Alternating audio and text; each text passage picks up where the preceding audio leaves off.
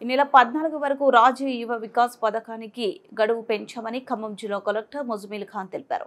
Khammam IDOC కార్యాలయంలో జరిగిన media సమావేశంలో ఆయన మాట్లాడుతూ రాజీవ్ యువ వికాస్ పథకాన్ని నిరుద్యోగులు అందరూ వినియోగించుకోవాలన్నారు.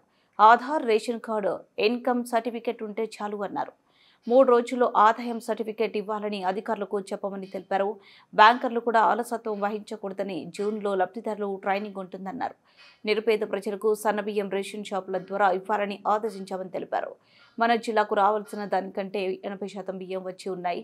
ఎక్కడా సన్నబియ్యం కొరత లేదన్నారు. ప్రజలు సన్నబియ్యం పక్క దారి పట్టకుండా ప్రతి ఒక్కరూ తమ సన్నబియ్యాన్ని తెచ్చుకోవాలన్నారు. రేషన్ డీలర్లు అలసత్వం వహిస్తే చర్యలు తప్పవని, సన్నబియ్యంలో దొడ్డు బియ్యం కల్పిస్తే కఠిన చర్యలు ఉంటాయని కలెక్టర్ అన్నారు. గత ఖరీఫ్లో ప్రభుత్వం కొనుగోలు చేసిన సన్నబియ్యాన్ని పంపిణీ చేస్తున్నామని, మొత్తం 36 రకాల సన్నబియ్యాన్ని సరఫరా చేస్తున్నామని, నూతన రేషన్ షాపుల కోసం కూడా నోటిఫికేషన్ విడుదల చేస్తామన్నారు. రాష్ట్ర ప్రభుత్వం ప్రవేశపెట్టే ఈ పథకాన్ని ప్రతి ఒక్కరూ వినియోగించుకోవాలని కోరారు. యువ వికాసం అనే చక్కటి పథకం గవర్నమెంట్ ప్రవేశపెట్టింది. దీని గురించి వివరాలు అందించడానికి. రెండోది, మన జిల్లాలో అన్ని జిల్లాల్లాగా సన్న బియ్యం అనేది మన పీడిఎస్ షాపుల ద్వారా ప్రజలకి అందించడం అనేది మొదలైంది. యువ వికాసం పథకం గురించి ముందు మాట్లాడితే ప్రజలందరికీ ఒక విజ్ఞప్తి. మొట్టమొదటిగా గమనించాల్సింది, ఈ నెల 14వ తారీఖు వరకు అప్లికేషన్స్ తీసుకోవడానికి టైం పెంచడం జరిగింది. ప్రజలందరూ, అర్హులందరూ వాళ్ళ అప్లికేషన్లు ఆన్లైన్ ద్వారానో, ఓబీఎంఎంఎస్ అనే వెబ్సైట్ ద్వారానో, లేకపోతే దగ్గరలో ఉన్న ఎంపీడీఓ కార్యాలయం, లేకపోతే వార్డ్ ఆఫీస్ కార్యాలయం మున్సిపాలిటీస్లో వెళ్ళి అప్లికేషన్ వేసుకోవచ్చు. 14వ తారీఖు వరకు అప్లికేషన్లు తీసుకోవడం జరుగుతుంది. అప్లికేషన్ ఆన్లైన్ చేసుకున్న తర్వాత సొంతంగా అప్లికేషన్ వేసుకొని ఉంటే దాని ప్రింటౌట్ మళ్ళీ తీసుకొని ఎంపీడీఓ గారి కార్యాలయంలో ఇచ్చే అవసరం ఉంటుంది. ఇది కూడా ప్రజలు గమనించవచ్చు. ఒకేలా ఆన్లైన్తో ఫెమిలియారిటీ లేనప్పుడు ఎంపీడీఓ గారి కార్యాలయంకి వెళ్ళినా, వార్డ్ ఆఫీస్కి వెళ్ళినా అక్కడే ప్రత్యేకంగా ఒక కంప్యూటర్ ఆపరేటర్ని పెట్టి మీ కాగితాలన్నీ తీసుకుంటూ ఆన్లైన్ అప్లికేషన్ చేయడానికి కూడా ఒక అవకాశం పెట్టడం జరుగుతుంది. అది కూడా కేవలం 5 నిమిషాల్లోనే ఆ ప్రక్రియను పూర్తి చేయడానికి ఎంపీడీఓ కార్యాలయాలు కూడా ఆపరేటర్ని తయారు చేసి ట్రైనింగ్ ఇప్పించి పెట్టడం అనేది జరిగింది.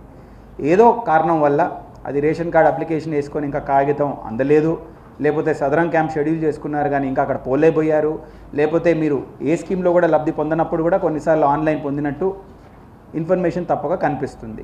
ఇటువంటి వాళ్ళకి ఆఫ్లైన్ అప్లికేషన్ వేసుకోవడానికి కూడా ఆ అప్లికేషన్ ఫామ్లు ప్రతి ఎంపీడీఓ కార్యాలయంలో, ప్రతి వార్డ్ ఆఫీస్లో పెట్టడం జరిగింది. సో ఎట్టి పరిస్థితిలో కానీ అర్హులు ఎవరు కానీ అప్లికేషన్ స్టేజ్లో అవస్థలు పడుతూ అవస్థ లేకుండా అప్లికేషన్లు తీసుకోవడానికి యంత్రాంగాన్ని అంతా మేము తయారు చేసి పెట్టడం జరిగింది. ఈ యువ వికాసం స్కీమ్ గురించి మనం 2 నిమిషాలు మాట్లాడితే అండి, ఈ స్కీమ్ ద్వారా 50,000 నుంచి 4 లక్షల వరకు, 21 సంవత్సరాల నుంచి 55 వరకు నాన్ అగ్రికల్చర్ సెక్టర్లో ఉన్నవాళ్ళు, లేకపోతే 21 వయసు నుంచి 60 వయసు వరకు అగ్రికల్చర్ సెక్టర్లో ఉన్న అర్హులందరూ అప్లికేషన్ వేసుకోవచ్చు.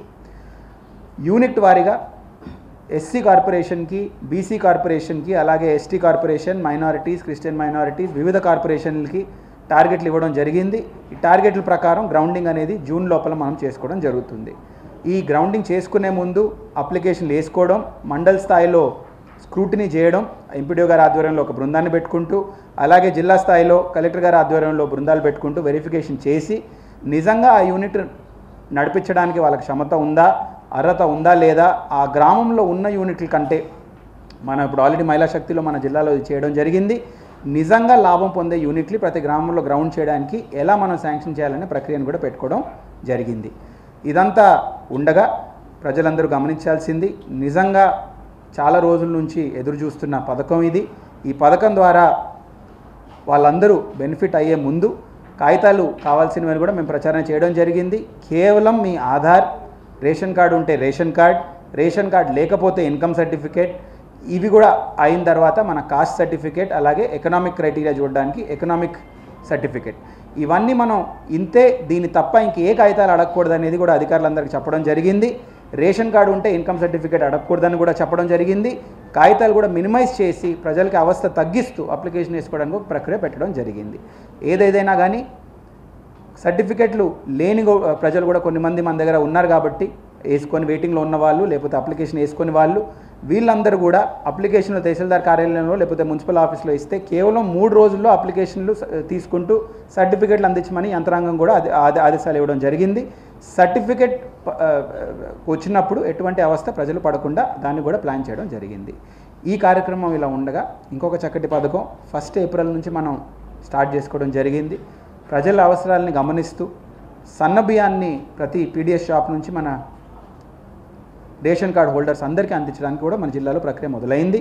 దాదాపు మనకున్న రిక్వైర్మెంట్కి 70-80% కూడా మనకి రైస్ అందుంది. మిగతా 20% కూడా 3-4 రోజుల్లోనే మన జిల్లాకు అందుతుంది. సో ప్రతి పీడిఎస్ షాప్లో ప్రజాప్రతినిధులతో కోఆర్డినేట్ చేసుకుంటూ ఇనాగ్రేషన్